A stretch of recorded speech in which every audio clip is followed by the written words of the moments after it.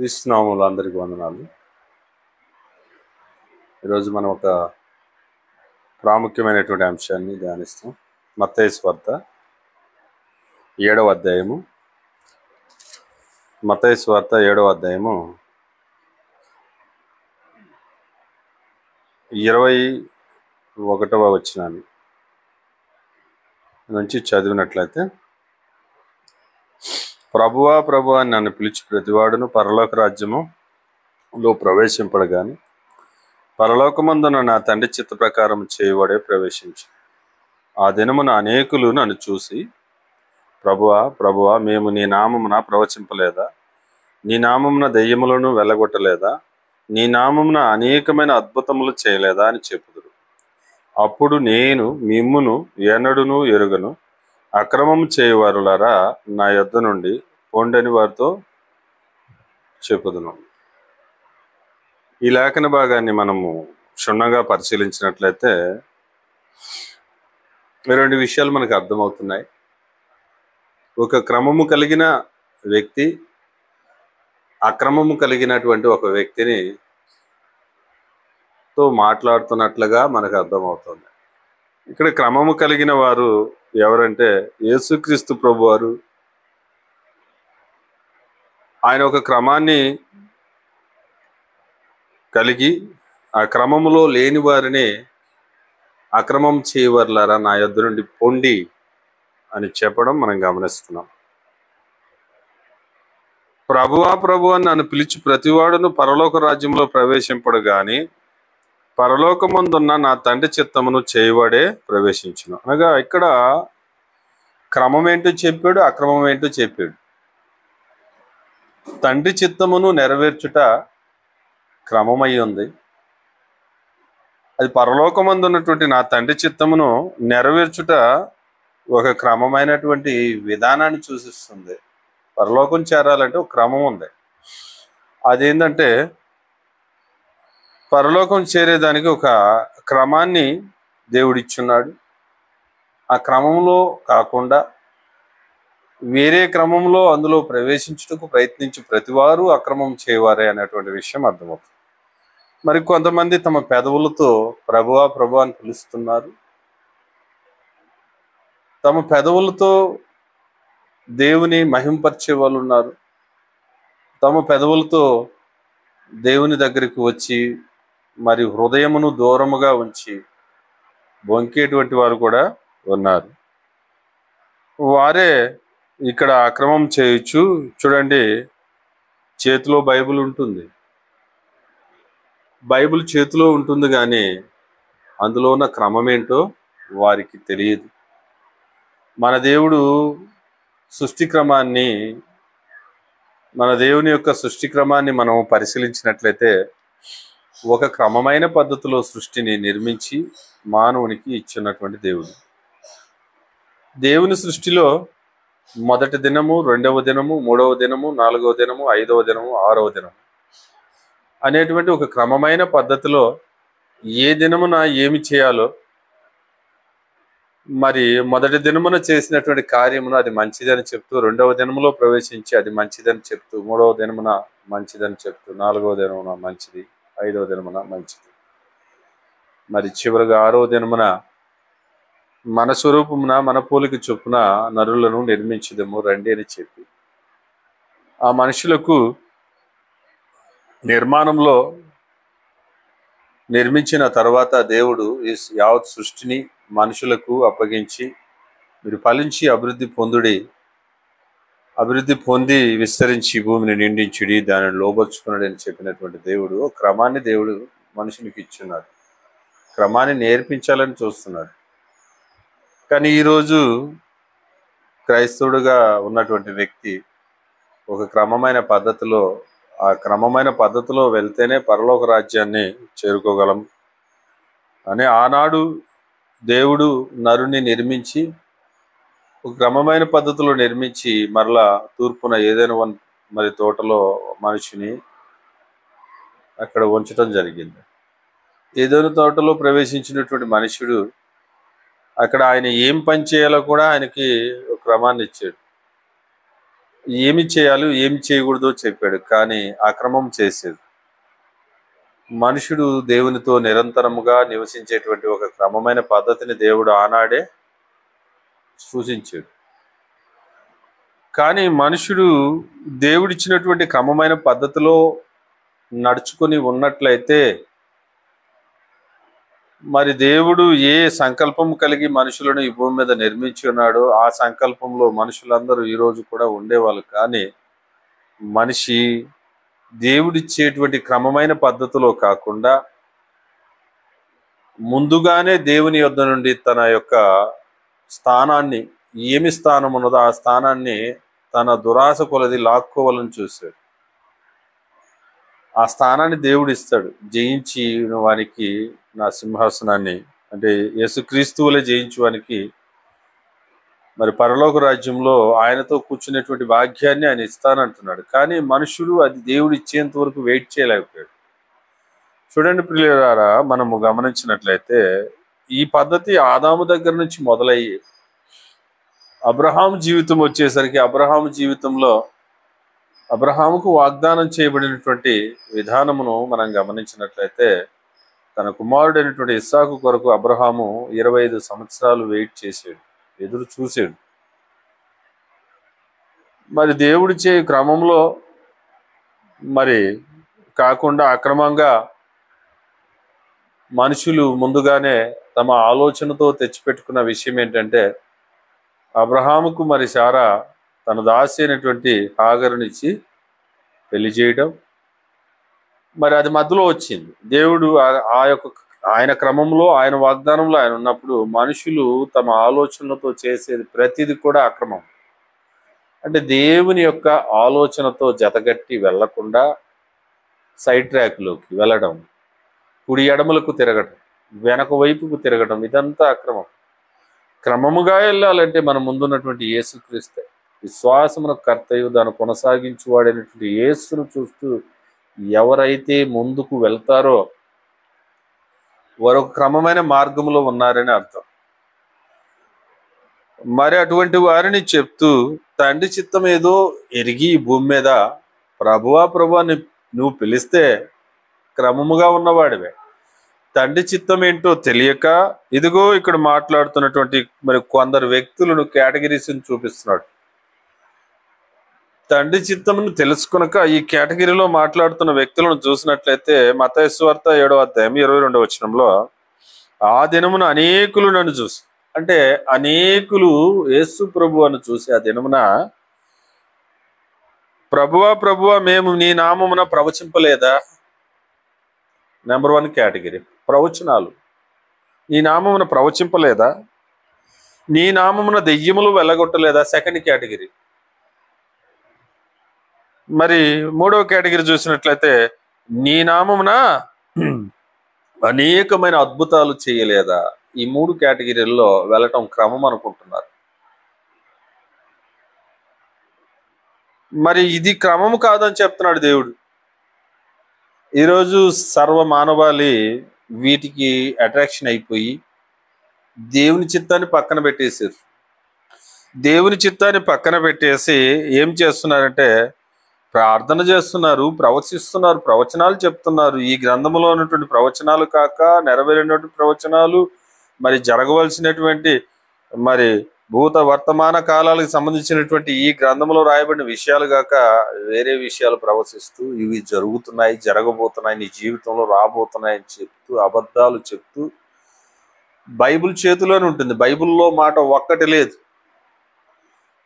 ఏవేవో నీ కలలో వచ్చినవి, ఏవేవో నీవు ఊహించుకున్నవి చెప్పుకుంటూ, ఇవి ప్రవచనాలని చెప్పుకుంటూ తిరుగుతున్న నీవు నేను క్రమముగా ఉన్నామా? లేము. తండ్రి చిత్తంలో ఉన్నామా? లేము. మరి ఇంకో కేటగిరీ చూసినట్లయితే నీ నామమున దెయ్యములు వెలగొట్టలేదా? ఈరోజు దెయ్యాల బోధతో ప్రతి ఒక్కరిని భ్రమలో పెడుతూ దెయ్యం ఉంది, నీ ఇంట్లో దెయ్యం ఉంది, నీ ఒంట్లో దెయ్యం ఉంది, నీ పరిసరాల్లో దెయ్యం ఉందని చెప్పుకుంటూ కొబ్బరి నూనె బిజినెస్ చేసుకుంటూ మరి యేసు క్రీస్తు రక్తం అని చెప్పి నీళ్ళలో బాటిల్, ఆ బాటిల్లో కొబ్బరి నూనె వేసి ప్రార్థనతో బాటిల్ బిజినెస్ చేసుకుంటూ బ్రతికేవారు అనేకులు క్రమం తప్పి బ్రతుకుతున్నారు. ఇంకా చూస్తే అద్భుతాలు మహత్కార్యాలు ఈ రోజే కాదు, ఈ అద్భుతాలు మహత్కార్యాలు ఆ రోజుల్లో కూడా ఉన్నారు. యేసుక్రీస్తు వారు భూమి మీద నివసించినటువంటి ఆ రోజుల్లో కూడా అద్భుతాలు మహత్కార్యాలు చేసిన వారు, చూడాలని ఆశించిన వారు ఉన్నారు. ఆ విషయాన్ని మనం గమనించినట్లయితే యేసుక్రీస్తు ప్రభు వారు ఇటువంటి క్రమము కలిగిన వారిని ఆయన నోటితో ఆయన ఏమని పలుకుతున్నాడో మనం గమనిస్తాము. మత్తయి సువార్త 12వ అధ్యాయము 38వ వచనంలో చూసినట్లయితే, అప్పుడు శాస్త్రుల్లోనూ పరిసయ్యుల్లోనూ కొందరు, బోధకుడా, నీ వలన ఒక సూచక క్రియ చూడగోరుచున్నామని ఆయనతో చెప్పగా, ఆయన ఇట్లనెను, వ్యభిచారులనే చెడతరము వారు సూచక్రియలు అడుగుచున్నారు అని అంటున్నాడు. ఇక్కడ సూచక్రియలు, అద్భుతాలు, మహత్కార్యాలు, దయ్యములు వెళ్ళగొట్టడం, వ్యాధులు తగ్గించుకోవడం, ఇవంతా ఒక ట్రాక్. ఇవన్నీ ఎందుకు చేశాడంటే, యేసుక్రీస్తు ప్రభువారు ఇవన్నీ చేయుటకు, ఒకవేళ అవన్నీ చెయ్యడమే క్రమం అనుకుంటే, అవన్నీ చూసి నమ్మడమే క్రమం అనుకుంటే, ఆ క్రమమే మనల్ని పరలోకం చేరుస్తుందని మనం విశ్వసించినట్లయితే, యేసుక్రీస్తు ప్రభువారు ఆయన నోటితో ఈ మాట బైబిల్ గ్రంథంలో రాయించి ఉండడు. ఆ మాట ఏంటో చూడండి. యోహాను సువార్త 20వ అధ్యాయం 30వ వచనంలో చూసినట్లయితే, ఈ మాట ఆయన రాయించి ఉండేవాడు కాదు, ఈ మాటను స్కిప్ చేసి ఉండేవాడు. కానీ ఆ మాట రాయించాడంటే ఇది క్రమము కాదు, ఇది ఎంతవరకు నేను నడిపిస్తుందంటే చూడండి 30వ వచనంలో, యోహాను సువార్త 20వ అధ్యాయం 30వ వచనంలో, మరియు అనేకమైన ఇతర సూచక్రియలను యేసు తన శిష్యుల ఎదుట చేసెను, అవి ఈ గ్రంథమందు రాయబడి ఉండలేదు. కానీ యేసు దేవుని కుమారుడైన క్రీస్తు అని మీరు నమ్మునట్లును, నమ్మి ఆయన నామమందు జీవం పొందినట్లు ఇవి రాయబడినాయి. ఈరోజు మనము చూసినటువంటి అనేకమైనటువంటి అద్భుతాలు బైబిల్లో అనేకం ఉన్నాయి. యేసుక్రీస్తు ప్రభువారు ఈ భూమి మీద చేసినటువంటి అద్భుతాలు కొన్ని మాత్రమే ఇందులో రాయించి ఉన్నాడు. వాటి గురించి ఆయన చెప్తూ, అవి కూడా ఎందుకు రాయించాడంటే, వాటిని మనము చూసి యేసు దేవుని కుమారుడైన క్రీస్తు అని మీరు నమ్మునట్లును, నమ్మి ఆయన నామమున జీవం పొందినట్లును నమ్మాలి. అవి చూసి కొంతమంది నమ్మే వాళ్ళు ఉన్నారు, అవి చూసి కొంతమంది ఆయన నామంలో జీవం పొందే ఉన్నారు. కనుక వాటితో కాదు ఇంపార్టెన్స్, నెక్స్ట్ లెవెల్లోకి వెళ్ళాలి, ఆ లెవెల్ నుంచి నెక్స్ట్ లెవెల్లోకి వెళ్ళాలి. కానీ ఈరోజు దౌర్భాగ్యం ఏంటంటే, ఆ లెవెల్లోనే మనుషులను అనేకులు ఆపివేసేది. ఆ లెవెల్ దగ్గరనే ఆపివేసి దయ్యములు, అద్భుతాలు, మహత్కార్యాలు, సూచక్రియలతో వ్యాధులను తగ్గించే విషయంలోనే సువార్త ఆగిపోయింది. ప్రియులారా, అక్కడి వరకే సువార్తను ముగించేసి అక్కడి నుంచి మన వ్యాపార లావాదేవీలు మొదలైపోయినవి. ఈరోజు క్రీస్తుని ఒక రక్షకుడుగా మనిషి అంగీకరించే కంటే, ఆత్మీయ రాజుగా అంగీకరించే కంటే, శరీర సంబంధమైన రోగాలకు సంబంధించిన ఒక వైద్యుడిగా ఆయన మిగిలిపోవటానికి కారణం ఎవరు? నీవు, నేను కాదా? కాబట్టి క్రీస్తుని క్రమమైన పద్ధతిలో బోధించలేనటువంటి ప్రతి ఒక్కరు కూడా అక్రమం చేయుచున్నారు. క్రీస్తు ఎందుకు వచ్చాడో, తండ్రి చిత్తం ఏంటో ఆయన ఏమి నిరూపించాడో ఆయన అంటున్నాడు. ఇదిగో మరి హెబ్రీయులకు రాసిన పత్రికలో ఆ చిత్తము నెరవేర్చుటకు నేను వచ్చానని చెప్తూ, హెబ్రీయులకు రాసిన పత్రికలో ప్రభు అయిన క్రీస్తు వారు ఈ మాటను చెప్తూ మన కోసం రాయించున్నాడు. హెబ్రీయులకు రాసిన పత్రిక 10వ అధ్యాయము 5వ వచనంలో చూస్తే, కాబట్టి ఆయన ఈ లోకమందు ప్రవేశించినప్పుడు ఎలాగో చెప్పుచున్నాడు, బలియు అర్పణయు నువ్వు కోరలేదు గాని నాకొక శరీరమును అమర్చితివి, హోమములను పాప పరిహారత బలులను నీకు ఇష్టమైనవి కావు. అప్పుడు నేను గ్రంథపు చుట్టలో నన్ను గూర్చి వ్రాయబడిన ప్రకారం దేవా నీ చిత్తము నెరవేర్చుటకు ఇదిగో నేను వచ్చి ఉంటినని.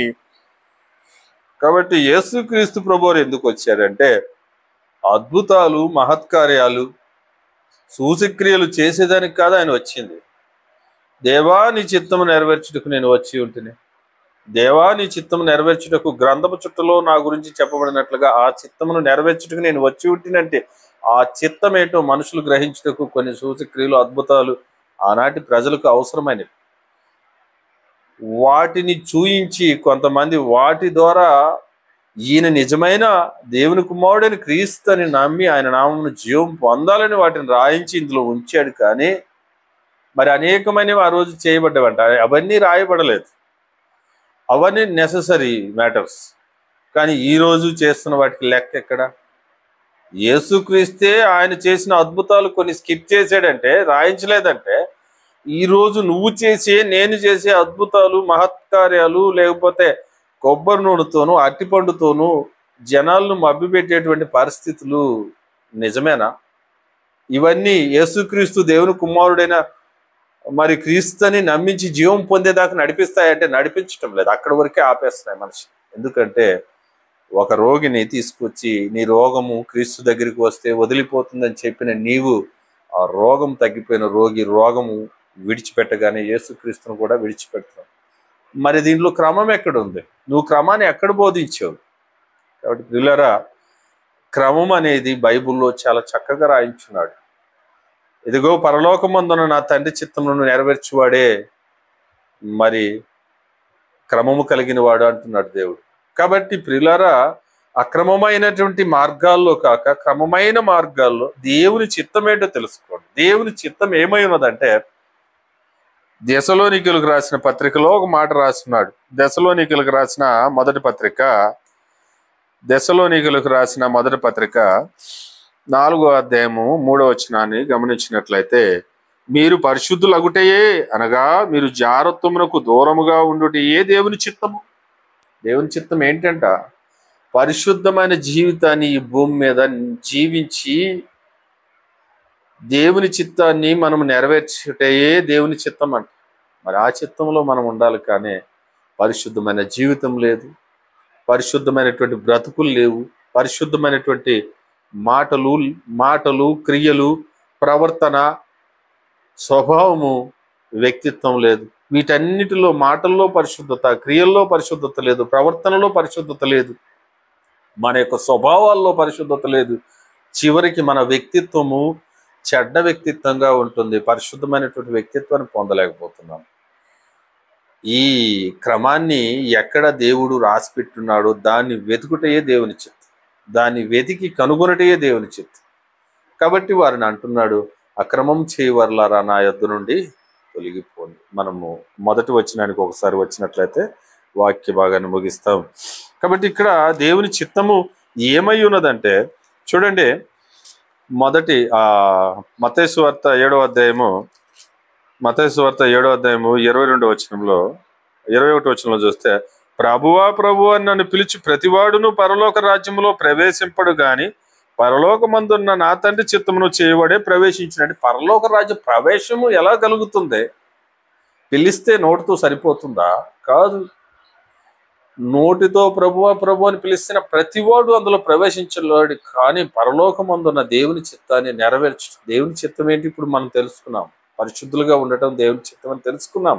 ఆ చిత్తాన్ని నెరవేర్చిన వాడే పరలోక రాజ్యంలో ప్రవేశింపగలడని ఆయన చెప్తుంటే, దీన్ని పక్కన పెట్టేసి ఈరోజు వీటి మీద పడిపోయాం. వీటి మీద 22వ వచనంలో చూస్తే చూడండి, అప్పుడు మేము మిమ్మును ఎన్నడూ ఎరగను అక్రమము చేయవారులారా నా యొద్ద నుండి పొండి అనే వారితో చెప్పుదుననే పిలుపుకు సెలెక్ట్ అవుతున్నాం మనం.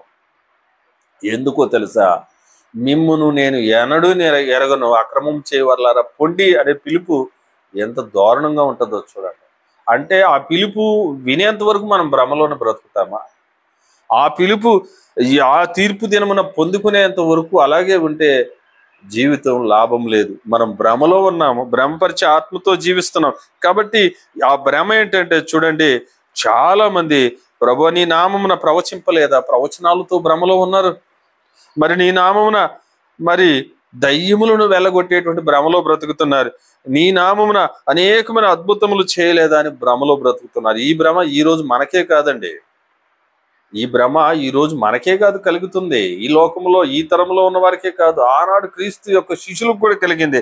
ఆ మాటను గమనించినట్లయితే లూకాసు వార్త 10వ అధ్యాయంలో ఒక మాట రాయబడి ఉంది. లూకాసు వార్త 10వ అధ్యాయము మనము ఒకసారి పరిశీలించినట్లయితే, యేసుక్రీస్తు వారు 70 మంది శిష్యులను ఒక గ్రామంకు ఇద్దరిద్దరు చొప్పున ఆయన పంపించిన విధానం మనకి ఇక్కడ కనపడుతుంది 10వ అధ్యాయంలో. ఆయన ఒక గ్రామంలోకి వెళ్ళినప్పుడు మీరు ఈ విధంగా వెళ్ళాలి, ఈ విధంగా వెళ్ళాలని చెప్పి పంపినప్పుడు అక్కడికి వెళ్ళినటువంటి వారు తిరిగి వచ్చి ఆయనతో చెప్తున్నారు. ఏమని చెప్తున్నారంటే 17 వచనంలో చూస్తే, లూకాసు వార్త 10వ అధ్యాయం 17 వచనంలో, ఆ 70 మంది శిష్యులు సంతోషముతో తిరిగి వచ్చి, ప్రభువా, దయ్యములు కూడా నీ నామమున వలన మాకు లోబడుచున్నవని చెప్పగా, అంటే ఇక్కడ యేసుక్రీస్తు నామమున దయ్యములు లోబడుచున్నవి మాకు అని చెప్తున్నారు. కానీ ఇక్కడ యేసుక్రీస్తు నామం యొక్క శక్తి అటువంటిది. ఆ నామాన్ని ఉచ్చరిస్తే గొప్ప అనేక కార్యాలు జరుగుతాయి. ఆ నామాన్ని ఉచ్చరిస్తే అనేక అద్భుతాలు జరుగుతాయి. ఆ నామం అంత పవర్ ఉంది. మరి ఆ నామాన్ని తీసుకొచ్చి, ప్రభువా, దయ్యములు కూడా సంతోషముతో తిరిగి వచ్చి, ప్రభువా, దయ్యములు కూడా నీ నామము వలన మాకు లోబడుచును అని చెప్పగా, యేసుక్రీస్తు వారు అంటున్నారు చూడండి 20వ వచనంలో, ఆయనను దయ్యములు మీకు లోబడుచున్నవని సంతోషింపక, ఇక్కడ ఆగిపోక, దయ్యములు లోబడుతున్నాయి అనే విషయం దగ్గరే ఇక్కడే ఆగిపోయి అక్కడే బిజినెస్లు మొదలు పెట్టక ఏం చెప్తున్నాడంటే, మీ పేర్లు పరలోకమందు రాయబడి ఉన్నవని సంతోషించుడని వారితో చెప్పాడు. నెక్స్ట్ లెవెల్ చూడమంటున్నాడు దేవుడు. నెక్స్ట్ లెవెల్ ఏముందో అది వెతకండి. ఇవన్నీ నథింగ్ మ్యాటర్స్. ఇవన్నీ కొంతవరకే ప్రయోజనం. మరి అన్ని విషయాల్లో ప్రయోజనం కలగాలంటే ఇప్పటి జీవానికి ప్రయోజనం కలగాలి. రాబో జీవంలో అంటే మరణించేదానికి, మరణం తర్వాత మంచి పునాది వేయటంలో అది మనకు ప్రయోజనకరమై ఉండాలి. కానీ మనుషులు ఇక్కడి వరకే ఆగిపోయారు. కాబట్టి ఇక్కడి వరకే ఆగిపోయిన వారిని ఏమని చెప్తుందో తెలుసా గ్రంథము? ఒక మాటను చూద్దాం. కొరింథీయులకు రాసిన మొదటి పత్రిక 15వ అధ్యాయం 19వ వచనాన్ని మనం గమనించినట్లయితే, కొరింథీయులకు రాసిన మొదటి పత్రిక 15వ అధ్యాయం 19వ వచనంలో ఈ విధంగా రాయబడి ఉంది. చూడండి, ఈ జీవితకాలం మటుకే మనము క్రీస్తునందు నిరీక్షించున్న వారమైన ఎడల మనుషులందరికంటే దౌర్భాగ్యులమై ఉందము. ఏమని రాయబడింది ఇక్కడ? ఈ జీవితకాలం మటుకే అంటే మన జీవితకాలం మరి తల్లి గర్భం నుంచి జన్మించిన దగ్గర నుండి 70 సంవత్సరాలు, లేకపోతే అధిక బలం ఉంటే 80 సంవత్సరాలు. ఇది జీవితకాలం పీరియడ్, ఇది డ్యూరేషన్. ఈ డ్యూరేషన్ వరకే క్రీస్తు నీకు కావాలన్నా, ఈ జీవితకాలం తర్వాత కూడా క్రీస్తు కావాలంటే ఈ డ్యూరేషన్లో క్రీస్తు అవసరం లేదు. ఈ డ్యూరేషన్ కాదు, ఈ డ్యూరేషన్లో నువ్వు క్రీస్తుని తెలుసుకొని మారు మనసు పొంది, విశ్వసించి మారు మనసు పొంది, రక్షణ పొంది, బాప్తిస్మంలో నువ్వు రక్షణ పొంది, పరిశుద్ధాత్మ వరము పొంది ఆయన చేత నడిపింపబడితే రాబోయేటువంటి పరలోక రాజ్యాన్ని నీవు పొందుకొనగలవు. కానీ అది చేయకుండా కేవలం ఈ జీవితకాలం మటుకే క్రీస్తునందు నిరీక్షించిన వారమైన ఎడల మనుషులందరికంటే దౌర్భాగ్యులమై ఉందము. కాబట్టి ఇది కాదు క్రమము.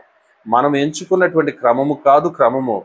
యేసు క్రీస్తు వారు తండ్రి అయిన దేవుని యొద్ద నుండి, పరలోకం నుండి ఏ క్రమాన్ని తీసుకొచ్చాడో, తిరిగి పరలోకాన్ని చేర్చేదానికి ఏ క్రమాన్ని తీసుకొచ్చాడో ఆ క్రమము కలిగి ఉండటమే నిజమైన క్రమం.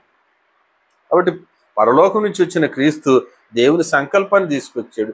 దేవుని సంకల్పాన్ని నెరవేర్చిన వాడు, నెరవేర్చాలంటే ఈ భూమి మీద దేవుని చిత్తాన్ని నెరవేర్చాలి. దేవుని చిత్తాన్ని నెరవేర్చిన వాడు ఎక్కడ ఉండాలంటే దేవుని రాజ్యం అనేటువంటి సంఘంలో ఉండాలి. దేవుని రాజ్యంలో మరి సంఘములో ఉండటం అంటే సంఘములో ఎవరెవరు ఉన్నారో వాళ్ళని తెలుసుకోవాలి. పరలోక రాజ్యంలో ఎవరున్నారు? తండ్రి అయిన దేవుడు, పరిశుద్ధాత్మ, మరి కుమారుడైన క్రీస్తు, పరిశుద్ధాత్మ, దేవదూతలు. ఆ విధమైనటువంటి విధానంలో వీరందరినీ తెలుసుకున్న తర్వాత సంఘములోకి ప్రవేశించిన నీవు అది దేవుని రాజ్యం అని గుర్తించాలి. ఆ దేవుని రాజ్యంలో ఎరిగి నీవు నిలిచిన నీవు యేసుక్రీస్తు నామం ఏంటో తెలుసుకోవాలి. యేసుక్రీస్తు నామమునకున్న గొప్పతనం ఏంటో తెలుసుకోవాలి. ఈ విధంగా నీవు రక్షణ పొందుటకు కావలసినటువంటి యేసు రక్తం యొక్క ప్రాధాన్యతను గురించి తెలుసుకోవాలి. బాప్తిసం గురించి అవగాహన తెలుసుకోవాలి. బాప్తిసం అవగాహన ఏంటో, ఆ అవగాహనలో నేను ఏమి చేశానో, ఏమి చేసి బాప్తిసం, ఎటువంటి బాప్తిసం తీసుకోవాలి, యేసుక్రీస్తు వారు నీతి నిమిత్తం ఈ నీతి యావత్తు ఈ విధంగా కానివ్వండి అని చెప్పినటువంటి ముంచే బాప్తిసంలో ఇవన్నీ అవగాహనతో క్రమంగా తెలుసుకొని నేను పాపినని హృదయంలో నొచ్చుకొని, ఆ నొచ్చుకున్నటువంటి నీవు మరి మారు మనసు పొంది, ఆ మారు మనసు చేత యేసుక్రీస్తు రక్తం చేత బాప్తిసంలో కడగబడి సంఘములో చేర్చబడి క్రైస్తవుని యొక్క విధులు ఏంటో తెలుసుకొని ముందుకు మరి కొనసాగినట్లయితే ఇది క్రమం. ఇక్కడ నుండి యేసుక్రీస్తు ప్రభువారు ఆ క్రమాన్ని నీకు చాలా చక్కగా నేర్పిస్తాడు. అందుకే ఎఫెసీయులకు రాసిన పత్రిక 4వ అధ్యాయం 11 నుంచి 16 వచనాల్లో ఆ క్రమాన్ని రాసిపెట్టాడు. మనమందరం విశ్వాస విషయంలోను యేసుక్రీస్తును గురించినటువంటి దేవుని కుమారుని గురించిన జ్ఞానం విషయంలోను ఎదుగు నిమిత్తం ఆయన మరి ఏకత్వం సాధించిన నిమిత్తం, ఆ ఏకత్వం సాధించిన వారి సంపూర్ణ పురుషులు అవుతారు. ఆ సంపూర్ణ పురుషులు ఎలాగుంటారంటే క్రీస్తు వలె, అంటే క్రీస్తు కలిగినటువంటి సంపూర్ణతకు సమానమైన సంపూర్ణతను ఈ క్రమములోనే, అంటే క్రమము సంఘములో ఉంది ఈరోజు.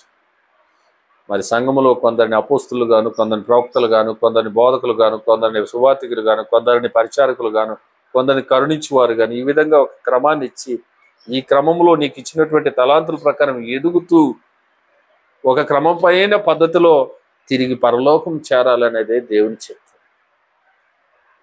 ఆ విధమైనటువంటి క్రమంలో లేకుండా మనం పరలోకం తిరిగి వెళ్తాము.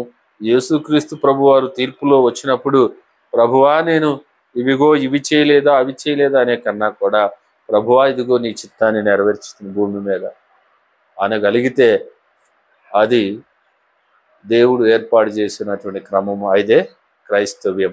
ఈ క్రైస్తవ్యంలో ఈ క్రమము కలిగిన వాడే నిజమైన క్రైస్తవుడు. కాబట్టి ఈ వాక్యాన్ని విన్నటువంటి మిమ్మల్ని అందరినీ దేవుడు దీవించును గాక.